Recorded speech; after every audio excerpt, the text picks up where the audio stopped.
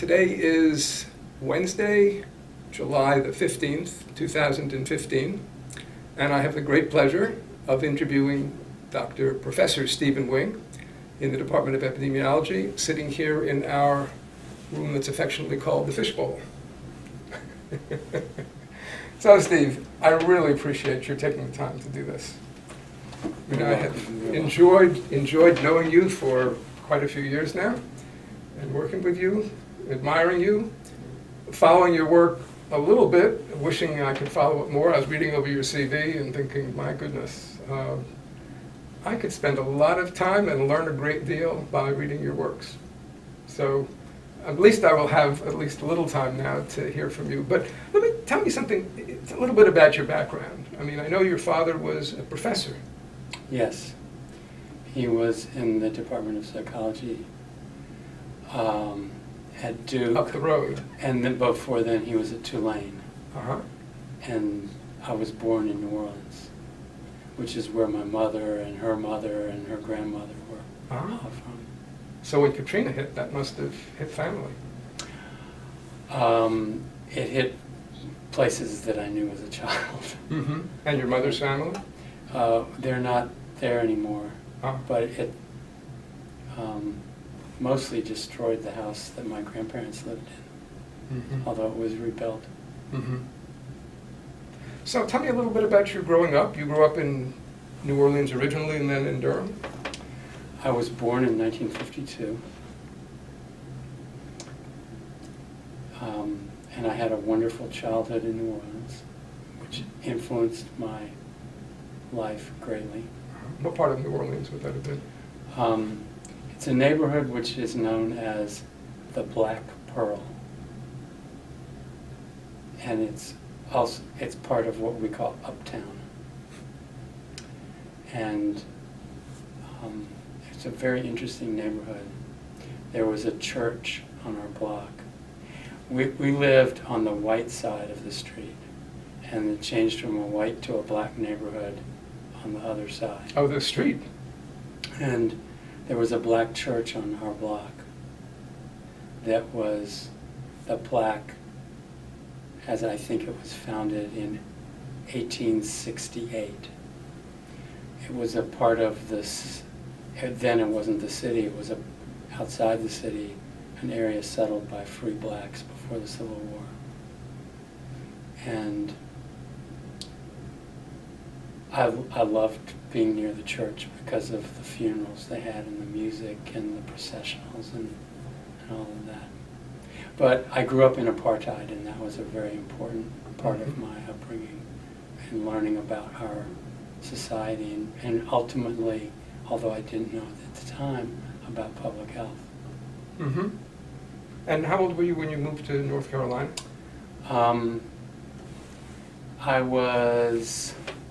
It was 1965, so it was just before I started 8th grade. So you really had a full childhood in New Orleans? I had a lot of experience there. Public schools? No, not public schools, private schools. Mm-hmm. A private school. Uh-huh. The school that my mother and my grandmother attended. What school was that? It's called Newman's School. Uh-huh. And a very privileged school. And so you came to North Carolina when you were 13? And I went to high school in Durham, at what was then Durham High School. Now it's the Durham School of the Arts. And I've been in North Carolina most of my life since then. Mm-hmm. What you mentioned, your father was on the faculty at Duke. Yes. Psychology. What was your mother? Oh, my mother was a composer and media entrepreneur, I would say. So my amateurish video isn't going to impress you very No, much. she wouldn't be impressed. Wouldn't have been impressed, I'm sure. She's not alive now, is she? She's not alive, but she was a piano player and a composer, and later in life she had radio and television programs that, Really? that she created Wow. and produced. Which station, or was it independent? and then- Her best known production is a program which I think is still ongoing called Smart Start Kids, and it's on UNC TV. And how long has it been going on? Do you have any idea? Did she Since- create it? She created it since the 1990s. Wow. That was when she Wow. started it. Late 90s, maybe. So there are reasons for your spectacular accomplishments. I mean, it's not you necessarily. No, it's not me, for sure. I owe everything to others. Not like a certain presidential candidate who said he did it all himself. So I saw from your CV that you went to undergraduate at, of course I've forgotten which college it was already, but Vassar College. Vassar. Which, That was my foray into Yankee land. uh-huh. Do you like it up north? I learned that I'm a Southerner. It's on the Hudson, isn't it?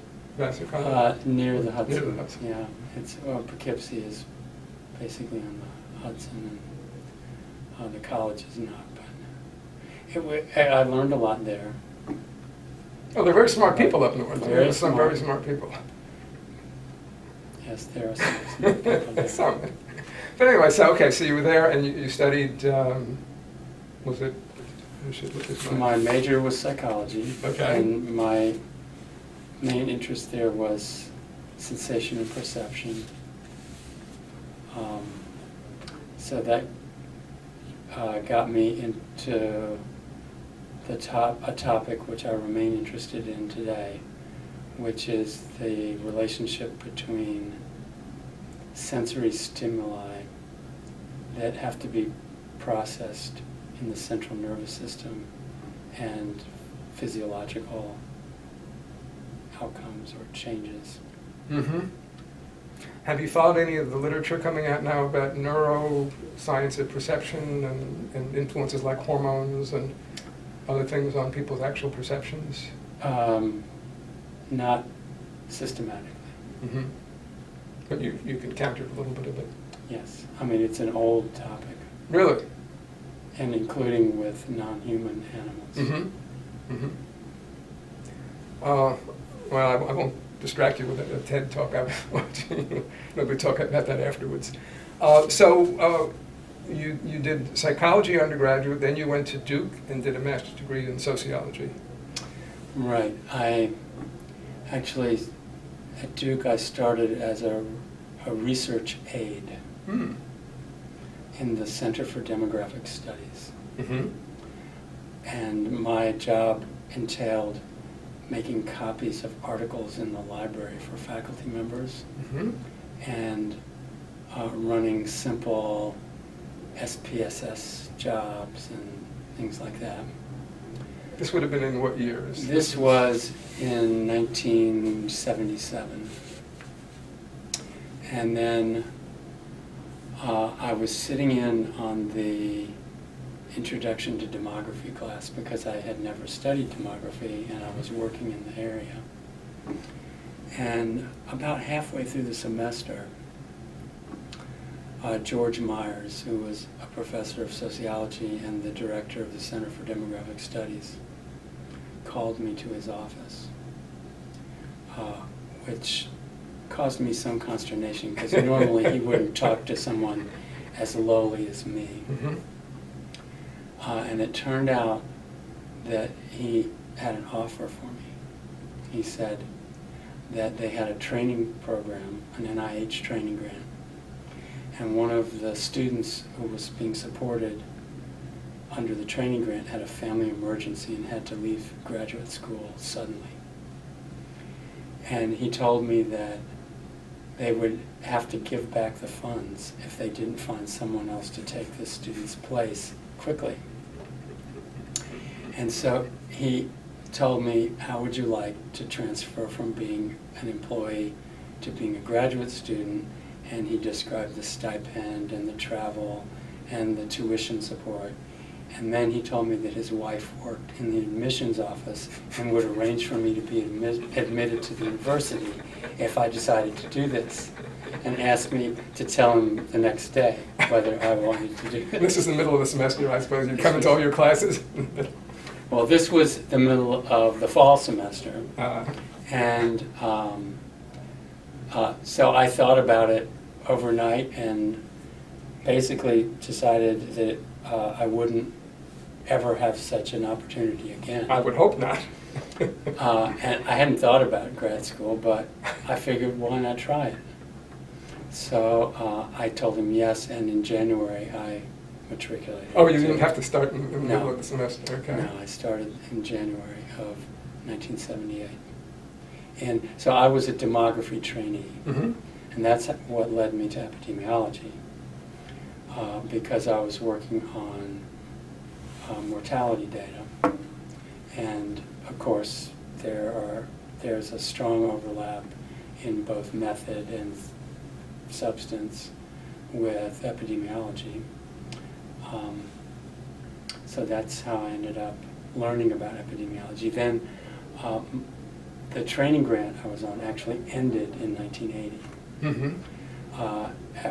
And I finished my master's degree in the spring of 1980. And by that time I had met some people here at UNC. Who was that? Well, I had sat in on intro to epidemiology. Epi 160. And I think Epidemiology 160 Yeah, was, Abdul was the name of the class. Yes. Amran, I think, was the professor. There were other It professors. started who with lectured. demography, didn't it? The first unit? I don't remember. But I had met, I think I also sat in on the cardiovascular epidemiology class. What's the year would that have been? Do you remember? That would have been, I think, 1979. 1979. Uh-huh. And I met Cecil Sloan Mm-hmm. through the cardiovascular epidemiology class. And he was very kind and friendly to me. And I told him that I was losing my stipend and my support in graduate school. And he suggested that I apply here, that they could probably find funding for me. So I did, and he did, and so that's how I entered the PhD program at UNC in the fall of 1980. If you permit me to make light of some of this. So you were basically following the money. Absolutely, 100%. I have a somewhat similar history. An apt description. I have a somewhat similar history. So, Well, and I took Epidemiology 168 from you Mhm. in the fall of 1980. 1980. Uh-huh. So that's when we met. And it's been a great privilege of mine to be able to say, and of course Steve Wing learned all his epidemiology, and from Abdul Cecil Sloan. And I believe Michelle Abraham was your co-instructor that semester. I mean, he wasn't in class a whole lot. But He gave at least 4 or 5 lectures, though, could have been that something semester. like that, yes. Because that was my first semester teaching it, actually. Is that right? I think so, 1980, I think it would have been, yeah. And he taught the intro lecture and gave, I remember several that he gave. The most memorable lecture that he gave, in my mind, was the one in which he explained how to hold an academic conference. Uh-huh. And that it was very important to pick a venue in some tropical paradise, which would be very attractive to the participants. This was probably that case control studies Yes. one that he was running. Yes, exactly. Whereas I think where we got the term Trohawk study. I think that was where it was talked about, but that was Published, Alvin maybe. Feinstein's. Yes. I mean, I think he'd come out with the term. Mhm. Well, maybe not before then. Maybe that's when he introduced it. Okay, so 1980 you enrolled, and you were. Did you take cardiovascular disease? I mean, were you originally following the cardiovascular? I did, idea? and I was in the cardiovascular epidemiology program area as a grad student. Mm-hmm. So you took the 256 with Al Tyroller and Gerardo Heiss And Cecil Sloan. and Cecil Sloan. and Sherman James had played a role in that class, I believe. Mm-hmm. Yes. And any other courses that stand out in your mind?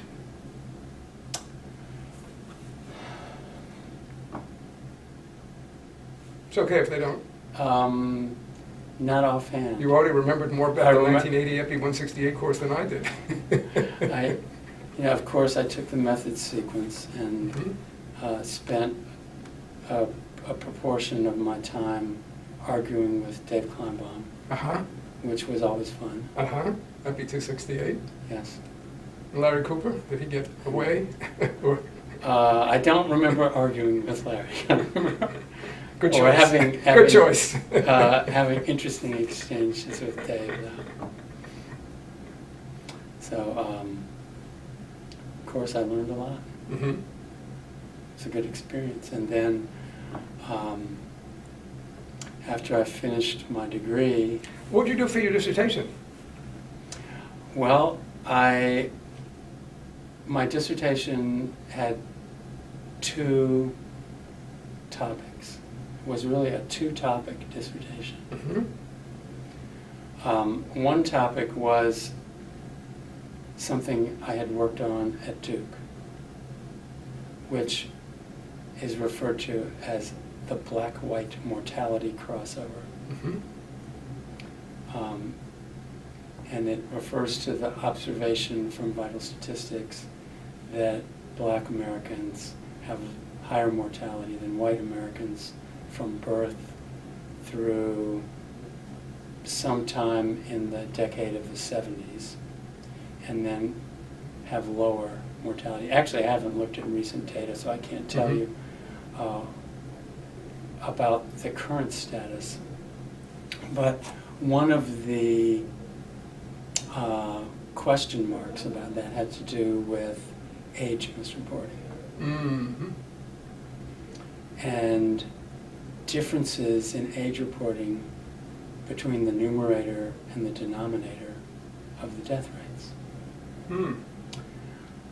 At the time, as you know well, our department was involved in the Evans County Heart Study, in which age had been determined at baseline for participants, black and white, from Evans County, Georgia. And in my dissertation, I used life table methods to examine the mortality crossover to see if there was evidence of the same phenomenon in a cohort where age comparability was better, presumably, than in the vital statistics. Right. And then the second topic. What did you find? Found evidence of the crossover in the Evans County study. Even with, so that it wasn't an age artifact?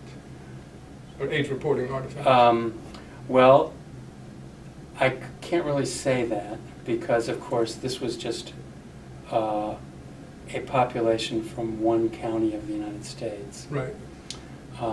And obviously there would be differences geographically. But at least it was consistent with the observations from vital statistics. Mm-hmm. Did Hal Morgenstern do a dissertation on the black-white crossover as well? In Evans No, County? but his dissertation was based in the Evans County study. Uh-huh. And as I recall, he studied social class. Oh, maybe that's... Or occupational status, or some measure of socioeconomic position. Yeah. And changes in the distribution of coronary heart disease. Thank you. You're right. And the second topic for my dissertation was use the same information on black and white mortality rates. And I made a formal comparison of the death rates within this study population to the death rates in the county from which the population was drawn. And the interest there is that people who participate in epidemiologic studies are different than those who don't. Mm-hmm. Often they're healthier. Mm-hmm. And So the hypothesis was that the study population would have lower mortality. Mm-hmm. And indeed, that's what we found. Mm-hmm. The healthy research participant. Healthy participant effect. Yes, exactly. And who was your chair? My chair was Al Tyroller. Uh-huh. And who else was on your committee? Gerardo Heiss, Sherman James, Ed Davis. Mm-hmm. Does that make 5? Pretty close. I think that's right. You could have had 6. Yeah, I could have, but I was. You were.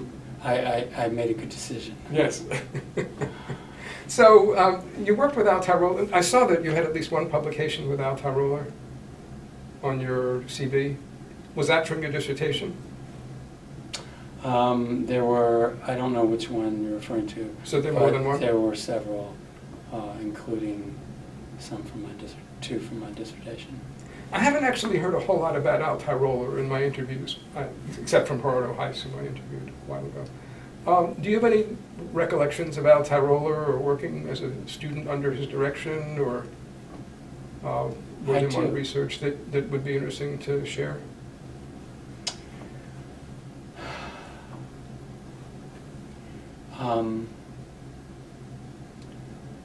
I learned a lot from him. He was a brilliant academic, and I think he was a good teacher.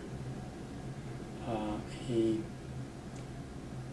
was talented in the use of the Socratic method.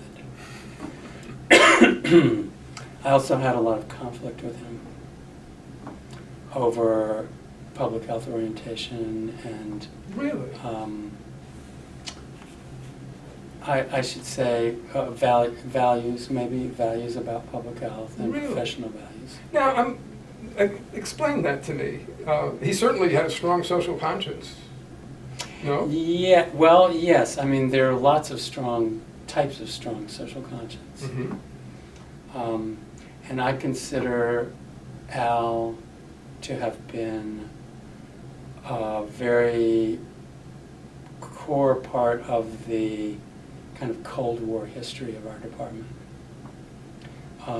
rooted in anti-communism and in pro-liberal capitalist viewpoint about explaining the world, from a scientific viewpoint as well as public health planning, which for me constitutes very much a managerial class approach to engineering society. Mm-hmm. And it's very different from a more popular movement approach or an approach to public health that's rooted in democracy and the rights of people to self-determination. I'd actually be interested to hear more about that, but didn't he work with John Cassell on a paper about the offspring? Was it a generational change among people working in factories? Oh yeah, that's wonderful. So he was a company doc Mm-hmm. at a paper company in western North Carolina, west of Asheville. And he was interested in this idea of so-called culture change, Mm-hmm. which is related to the modernization idea, which is part of our Cold War history, including epidemiologic transition and demographic transition and related ideas. So yes, he did work on that, and he worked with Castle. Showing elevated mortality among people whose parents were not it was when their economic status was better than their parents. So I believe, yes, that the idea was that people who were prepared for a more urban and perhaps industrial Mm-hmm. lifestyle, so-called, by their upbringing, those who were better prepared for that would be healthier Mm-hmm. and have lower mortality Mm-hmm. than those who were transitioning from more of a rural society. Mm-hmm. you know, your memory of it is certainly better than mine, but that's what I was. Hadn't thought about that in a long time. Well, I was thinking that sort of went with social conscience also, that Well, it depends on what you mean by social conscience. I mean, it's certainly, I remember a story that I believe Al used to tell about someone from the medical school here who asked John Castle if he believed that tuberculosis was caused by a bacillus, Mhm. which is, of course, kind of a joke, Mhm. but it signifies the alienation of a lot of traditional medical scientists from the idea that society is important, or that there are social aspects of health. And so if a social conscience is recognizing that it makes a difference whether you have access to education and income and things like that for your health, of course, I think all of the founders of this department recognized that. And in a way, they were challenging some of the status quo at the Mhm. time, which not only imposed a dualism between the mind and the body, but also between society and the individual. Mhm. So, go ahead, if you were about to say something. And I was just going to maybe further explain, though, that then it comes to how you conceptualize society, and I guess that goes back to the kind of Cold War capitalist versus a more democratic or socialist formation as an idea, as possibilities for how people could become healthier. Mm-hmm. Do you want to elaborate on that now? I mean, maybe this is a good time to say more about what you meant by that.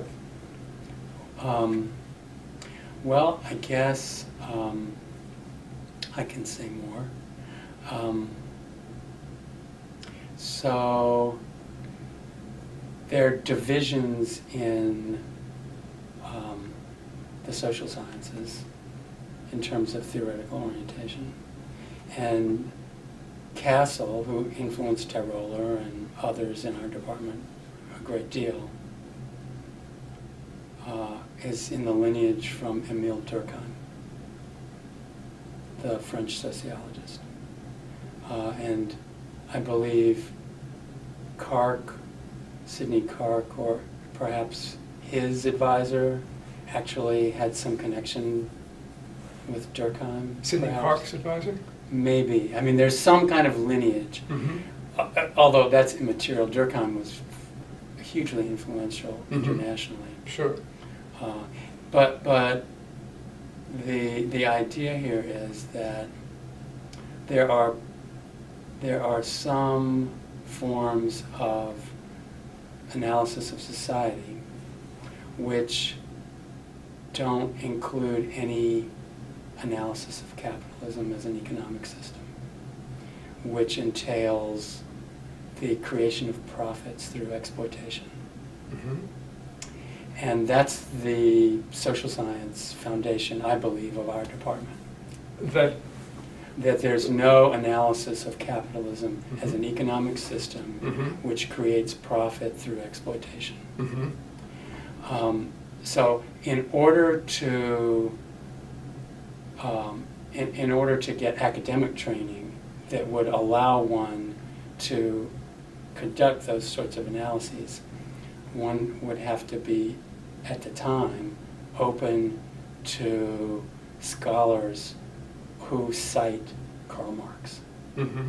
And at the time, in the mid-20th century, we had McCarthyism and virulent anti-communism, Mm-hmm. and the equation of scholarly analysis of how human populations are organized with the existing governments of the Soviet Union and China and a few other Mm-hmm. countries So I think our scholarship was profoundly influenced in a negative way by the political views that made it very difficult for academics to study or understand the workings of capitalism and the consequences of our economic system for public health. And that is especially influenced and perhaps sadly influenced the work of the people in our department who were interested in apartheid, because some of our faculty in epidemiology as well as other departments of the school were expatriates from South Africa. And they knew a lot about apartheid. And when they came to the United States in the time period around 1960, we still had apartheid here. And the clinic where the Evans County Heart Study was initiated had white and colored signs on the doors when it began. Well, Yet- African Americans weren't allowed in the School of Public Health. Right, right. And there was no discussion of the fact that our university was built by slaves and excluded their descendants for 7 generations, or however you want to count. So what was interesting was that there were epidemiologic studies which undertook to investigate and potentially explain the observations made by a clinician in Georgia that there were different rates of coronary heart disease between black and white males.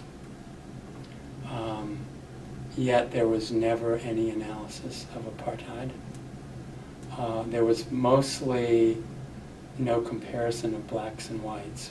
There were mostly studies stratified based on race.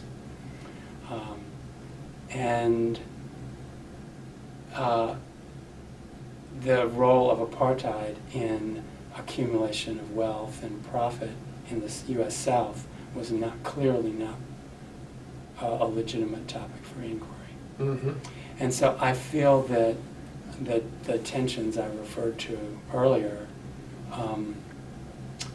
came about in part because I had different views about this topic than the faculty members in this department, maybe notably with the exception of Sherman James.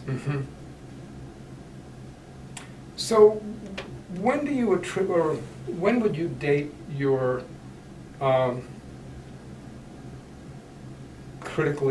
capital critical, I'm not looking for words for it, but essentially a more critical perspective analysis of American society? I mean, was that something that came in your demography studies? Did it come earlier from the student movement? I mean, you were in school a lot after the student movement that I think of, which was the 60s. So I think I had multiple personal influences.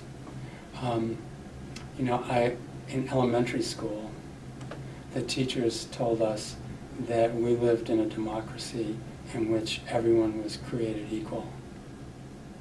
And then we separated them. And as a child, I recognized they were lying. Well, yeah, I mean, right across the street. So, I went to an all-white school, and I grew up in an apartheid society.